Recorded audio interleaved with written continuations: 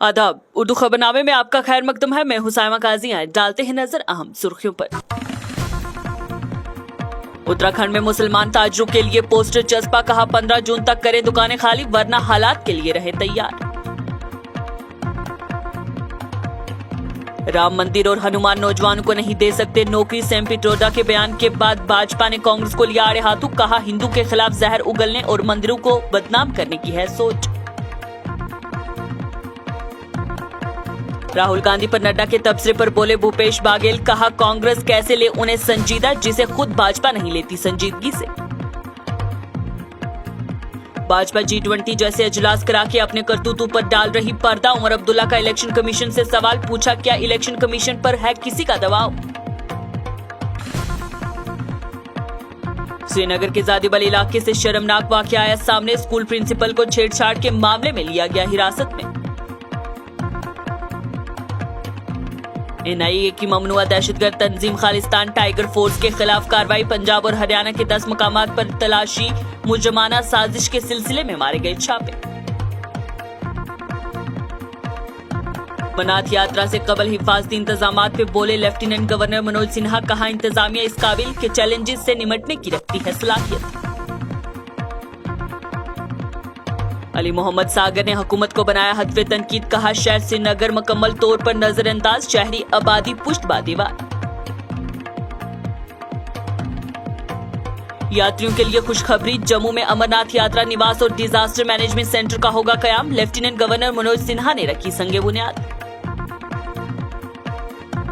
Pakistani high commission ने 215 सिखों को मुकद्दस मकामात के लिए जारी किए वीजे, भारत की जानिब से भी मुस्बत कदम की उम्मीद मतवक्के।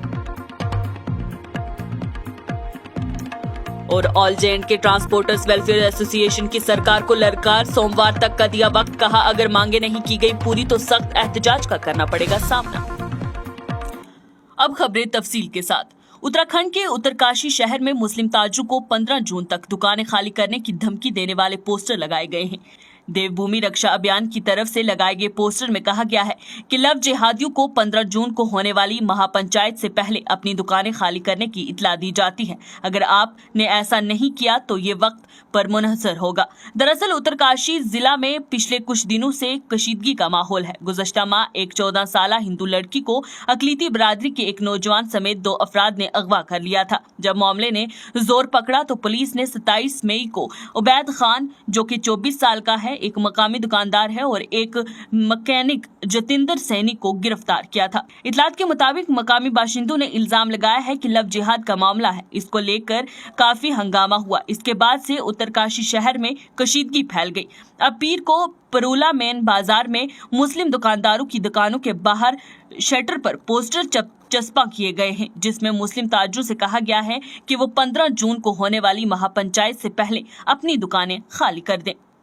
कांग्रेस लीडर राहुल गांधी के सरपरस्त सैम पित्रोदा ने राम मंदिर और भगवान हनुमान को लेकर एक मुतनाज़ा बयान दिया है। अमेरिका में एक तकरीब के दौरान पित्रोदा ने कहा कि राम मंदिर और हनुमान नौजवानों को नौकरी नहीं दे सकते। इनके इस बयान पर बीजेपी ने कांग्रेस को घेर लिया है। बीजेपी लीडर अमित मालविया ने कहा कि ये हिंदुओं के खिलाफ जहर उगलने और हिंदुओं को बदनाम करने की सोच है। पित्रोदा ने कहा कि मोदी हुकूमत तरक्की और मईशत से मुतल्लिक मसाइल को नजरअंदाज करते हुए सिर्फ मजहबी मामलात को ही उठा रही है। उन्होंने कहा कि हमें बेरोजगारी, महंगाई, तालीम, सेहत के हवाले से मसाइल हैं, लेकिन कोई इस पर बात नहीं करना चाहता। हर कोई राम मंदिर और हनुमान की बात करता है। मैंने कहा है कि मंदिर नौजवानों को नौकरी नहीं देने वाले हैं। खास बात ये कि जब पित्रोदा बोल रहे थे तो राहुल गांधी भी वहां मौजूद थे। बीजेपी के सदर जगत प्रकाश नड्डा के इल्जाम, जिसमें उन्होंने कहा था कि कांग्रेस लीडर राहुल गांधी ने नफरत का एक मेगा शॉपिंग मॉल खोला है, उसके एक दिन बाद छत्तीसगढ़ के वजीर आला भूपेश बाघेल का बयान सामने आया, जिसमें उन्होंने कहा कि कोई भी उन्हें संजीदगी से नहीं लेता है। नड्डा पर तनकीद करते हुए बघेल ने कहा कि आज तक कोई नहीं जानता है कि उन्हें बीजेपी सरबराह के तौर पर किसने मुंतखब किया है। राहुल गांधी पर नड्डा के तबसरे के बारे में पूछे जाने पर बघेल ने कहा कि बीजेपी खुद जेपी नड्डा को संजीदगी से नहीं लेती तो हम भी उनके बयान को संजीदगी से नहीं लेते। उन्होंने मजीद बोलते हुए कहा कि जब से वो सदर बने हैं उन्होंने अपनी ही रियासत में अपनी ही पार्टी को शिकस्त दी है। राहुल गांधी ने नफरत के बाजार में मोहब्बत की दुकान खोल रखी है, जबकि 2 समाजों और 2 मजहब के लोग लड़ाने पर बीजेपी अपने खुद गर्जाना मकासद को हासिल नहीं कर सकती।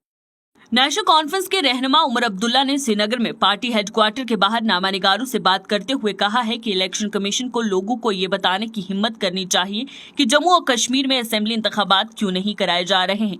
क्या इलेक्शन कमीशन पर इंतखाबात न कराने का दबाव है? इलेक्शन कमीशन कुछ हिम्मत दिखाए और कहे कि वो दबाव में नहीं है। एक फौजी कमांडर के बयान के बारे में पूछे जाने पर कि कश्मीर के अंदरूनी इलाकों से फौज के इनखला का वक्त सही नहीं है, उमर अब्दुल्ला ने कहा कि वो जनरल से इत्तेफाक करते हैं क्योंकि पिछले कुछ सालों से हालात खराब हुए हैं। हम ये भी कह रहे हैं कि सूरत हाल मामूल पर नहीं है। जनरल भी कह रहे हैं कि हालात ठीक नहीं है। जिन इलाकों को पहले अस्करियत पसंदी से पाक किया गया था वहां अस्करियत पसंदी है। देखो कैसे इन लोग खौफजदा होकर हुकूमत से सिक्योरिटी मांग रहे हैं। जनरल साहब ने ठीक कहा था। उतर के इनके सामने भीख मांगेंगे। इलेक्शन हमारा हक है। अगर ये जम्मू कश्मीर के लोगों का हक छीनना चाहते हैं और इनको हमारा हक छीन के कोई बहुत बड़ी तसल्ली मिलती है तो करें। हम ना, हमारी भी थोड़ी बहुत सेल्फ रिस्पेक्ट है, इज्जत है। हम इनके सामने घुटने नहीं टेकेंगे। बाकी इलेक्शन कमीशन को इसका जवाब देना चाहिए। हम इलेक्शन कमीशन से सुनना चाहते हैं। क्या chief election commissioner of India ने ये नहीं कहा कि यहाँ वैक्यूम है? He said there is a vacuum, that vacuum needs to be filled. अगर चीफ इलेक्शन कमीशन को उस वक्त वैक्यूम नजर आया तो वो वैक्यूम क्यों नहीं भर रहे? क्या मजबूरी है? क्या प्रेशर है इलेक्शन कमीशन ऑफ इंडिया पे कि वो इलेक्शन यहाँ डिले करा रहे हैं? इलेक्शन कमीशन ऑफ इंडिया जरा हिम्मत से कहें हमारे ऊपर प्रेशर, हम इलेक्शन करा नहीं सकते। क्योंकि एक तरफ से तो आप कहते हो वैक्यूम है, दूसरी तरफ से आप उस वैक्यूम को फिल करने के लिए तैयार नहीं हो। कहीं ना कहीं तो दाल में कुछ काला नजर आ रहा है। हम खुद कहते हैं हालात ठीक नहीं है, जनरल साहब भी कह रहे हैं हालात ठीक नहीं, हम भी कह रहे हैं ना आपके हालात बिगड़ गए हैं। ऐसे ऐसे इलाकों में आज आपको मिलिटेंसी नजर आ रही है जिन इलाकों को मिलिटेंसी से बिल्कुल साफ कर दिया गया था। बहुत मतलब आप देखिए किस तरह इनके लोग जो है सिक्योरिटी मांग रहे हैं गवर्नमेंट से क्योंकि इनको डर है। पुलिस ने श्रीनगर में एक सरकारी हायर सेकेंडरी स्कूल के प्रिंसिपल को छेड़छाड़ के इल्जाम में गिरफ्तार किया है। पुलिस ने मौसू प्रिंसिपल को पुलिस स्टेशन शाला टैंक में दर्ज एक एफआईआर में गिरफ्तार किया है। श्रीनगर पुलिस ने अपने ट्विटर हैंडल पर ट्वीट करते हुए कहा है कि शबीर अहमद मीर वल्द गुलाम रसूल मीर साकन जद्दीबल श्रीनगर जो गवर्नमेंट हायर सेकेंडरी स्कूल गंड हसी बट में प्रिंसिपल की हैसियत से काम कर रहा था को छेड़छाड़ के मामले में शाला टैंक पुलिस स्टेशन में आईपीसी के दफा 356D 294 और 506 के तहत दर्ज एफआईआर नंबर 31/2023 में गिरफ्तार किया गया है। नेशनल इन्वेस्टिगेशन एजेंसी ने ममनुआ दहशतगर्द तंजीम खालिस्तान टाइगर फोर्स से मुंसलिक एक मामले में पंजाब और हरियाणा में 10 मकामात पर तलाशी ली। ये छापे पंजाब में 9 मकामात पर और एक हरियाणा में ममनुआ दहशतगर्द तंजीम के लिए फंड्स इकट्ठा करने और सरहद पार से इसके लिए असला, गोला बारूद और धमाका खेज मवाद की स्मगलिंग की मजरूमाना साजिश के सिलसिले में किए जा रहे थे। वाज़ेह रहे एनआईए ने गुज़श्ता साल 20 अगस्त को ताज़ीरात हिंद और गैर कानूनी सरगर्मियां रोकथाम एक्ट 1967 की मुख्तलिफ दफात के तहत एक 100 मोटो केस दर्ज किया था। तो इसी मामले में एनआईए ने इस साल 19 मई को कनाडा में मकीम लिस्टेड दहशतगर्द अर्श ढल्ला के 2 मतलूब करीबी साथियों को फिलिपाइन के मनीला से इंदिरा गांधी इंटरनेशनल एयरपोर्ट पहुंचने के फौरन बाद गिरफ्तार किया जहां वो रह रहे थे। जम्मू और कश्मीर के लेफ्टिनेंट गवर्नर मनोज सिन्हा ने अमरनाथ यात्रा से कबल हिफाजती इंतजामात की यकीन दहानी कराते हुए कहा है कि इनकी इंतजामिया चैलेंजेस से निपटने की सलाहियत रखती है। उन्होंने सहाफियों से गुफ्तगू करते हुए कहा कि चैलेंजेस आते हैं लेकिन अब हम चैलेंजेस से कामयाबी से निपटने की सलाहियत रखते हैं। गुज़श्ता माह श्रीनगर में मुनक़दा G20 टूरिज्म वर्किंग ग्रुप की मीटिंग का हवाला देते हुए उन्होंने कहा कि जम्मू और कश्मीर के लोगों ने हमारी बहुत हिमायत की। अमरनाथ यात्रा 1 जुलाई 2023 से शुरू होगी और 31 अगस्त 2023 को खत्म होगी। चैलेंजेस आते हैं लेकिन अब हम चैलेंजेस से कामयाबी से निपटने की सलाहियत रखते हैं। G20 का हवाला देते हुए कहा कि पहली बार जम्मू और कश्मीर में इतनी बड़ी बैनुल अक़वामी सतह की तकरीब का इनेकाद हुआ है। एक्सपेक्टेड है किस तरह के अरेंजमेंट है माता के दरबार में और अमरनाथ यात्रा भी शुरू होने है? मुझे लगता है कि जहाँ तक माता वैष्णो देवी श्राइन बोर्ड का सवाल है, सुविधाओं में काफी विस्तार हुआ है और हम ये जरूर सुनिश्चित करते हैं कि भक्तों की वो आरामदायक यात्रा हो, सुरक्षित यात्रा। जहां तक श्री अमरनाथ जी की यात्रा का सवाल है, पहले से वहां भी व्यवस्थाएं काफी बदली हैं और अनेक सुविधाओं का विस्तार हो रहा है। आज ही 51 करोड़ रुपए की लागत से एक यात्री निवास का काम प्रारंभ हुआ है और आपने सुना होगा, आप वहां थे, 4 ऐसे और भवन आने वाले दिनों में हम बनाने जा रहे हैं। माननीय प्रधानमंत्री जी के निर्देश पर सड़क के निर्माण की DPR भी NHIDCL बना रहा है। मैं उम्मीद करता हूं कि इस वित्तीय वर्ष में स्वीकृत हो जाएगी। तो सड़क की स्वीकृति के बाद दोनों एक्सिस जुड़ जाएगी। मैंने पहलगांव से हम चलेंगे पंचतरण, ये चंदनबाड़ी पंचतरणी होते हुए संगम टाप होते हुए बालटाल आ सकते हैं। तो संगम टाप से बाबा केवल 2 किलोमीटर रह जाएगा। तो मुझे लगता है कि संख्या भी बढ़ेगी और जो हमको बर्फ के कारण परेशानी होती है, पहले हम यात्रा शुरू कर पाएंगे और देश भर के श्रद्धालु जिनकी श्रद्धा है बाबा अमरनाथ में, वो आकर के दर्शन करेंगे। जम्मू और कश्मीर नेशनल कॉन्फ्रेंस के जनरल सेक्रेटरी अली मोहम्मद सागिर ने कहा है कि शहर श्रीनगर की आबादी बदतरीन इक्तसादी बदहाली के शिकार है, जबकि बुनियादी शहरी सहूलियात के फुकदान और अवामी अफादियत की खिदमात और समाजी बहबूद पर कोई तवज्जो न दिए जाने से शहर अफरा तफरी की दहलीज पर पहुंच गया है। इन बात का इजहार उन्होंने श्रीनगर के पार्टी लीडरान और अहदेदारान के एक खसूसी इजलास से खिताब करते हुए किया। सागिर ने इजलास से खिताब करते हुए कहा कि इक्तसादी बहाली ने शहर श्रीनगर के लोगों को पुष्ट दीवार करके रख दिया है। पेट्रोलियम और कुदरती गैस, हाउसिंग और शहरी अमूर के मरकजी वजीर हरदीप सिंह पुरी और लेफ्टिनेंट गवर्नर मनोज सिन्हा ने यात्री निवास और डिजास्टर मैनेजमेंट सेंटर के तामीराती काम के आगाज के लिए पूजा की। ये सहूलत माजेन जम्मू में oil and natural gas corporation limited के CSR इकदाम के तहत 51 करोड़ रुपए की लागत से तैयार की जा रही है। इस मौके पर बोलते हुए मरकजी वजीर हरदीप सिंह पुरी ने कहा कि यात्री निवास हर साल 30,000 श्री अमरनाथ जी यात्रियों के लिए रिहाइश फराहम करने में मदद करेगा और खास तौर पर कमजोर तबकों के यात्रियों के लिए मददगार साबित होगा। इससे ट्रैफिक के इंतजाम में मदद मिलेगी और बगैर किसी रुकावट के तजर्बे को यकीनी बनाया जाएगा। लेफ्टिनेंट गवर्नर मनोज सिन्हा ने श्री अमरनाथ जी के अकीदतमंदों को मुबारकबाद दी। ख्याल रहे, जम्मू कश्मीर के लेफ्टिनेंट गवर्नर मनोज सिन्हा ने यात्रा निवास और डिजास्टर मैनेजमेंट सेंटर की संगे बुनियाद रखी। पिछले 8-9 वर्षों में देश में कितना बड़ा क्रांतिकारी बदलाव आया। मैं कहूं कि एक तरह से आध्यात्मिक पुनरुत्थान भारत के वर्तमान प्रधानमंत्री आदरणीय नरेंद्र मोदी जी के नेतृत्व में प्रारंभ हुआ है और मैं देश के दूसरे हिस्सों की बात नहीं करना चाहता। यहीं की अगर मैं बात करूं तो कल श्रृंगेरी के पूज्य शंकराचार्य जी ने तीतलवाल में मां शारदा की मूर्ति में प्राण प्रतिष्ठा की और लंबे समय से मां शारदा के भक्तों की जो इच्छा थी वो कल पूरी हुई। आज इस भवन का निर्माण हो रहा है और ठीक एक दिन बाद मैंने 8 तारीख को जम्मू में भव्य तिरुपति मंदिर का उद्घाटन भी होने वाला है, जिससे मैं समझता हूं कि श्रद्धालुओं को एक अवसर मिलेगा। मैं समझता हूं, आप सब मुझसे बेहतर जानते हैं कि बाबा अमरनाथ के यात्रियों के लिए सुविधाओं का अभाव था। मैं उस कारणों में नहीं जानना चाहता हूं कि किन कारणों से अभाव था, लेकिन माननीय प्रधानमंत्री जी के नेतृत्व में जो देश भर में परिवर्तन हो रहा है, उस परिवर्तन को आप जम्मू कश्मीर में भी महसूस कर सकते हैं। अब चाहे वो अस्पताल बनाना हो, यातायात की सुविधा हो, चंद्रकोट में पिछली बार जो यात्री निवास बना, बेस कैंप में रहने वाले यात्रियों को बेहतर सुविधाएं दी गई, देश विदेश से आने वाले यात्रियों को भगवान भोलेनाथ का दर्शन ही न हो बल्कि एक सुखद अनुभव लेकर के जाए, आध्यात्मिक स्मृतियां जम्मू कश्मीर की लेकर के जाए।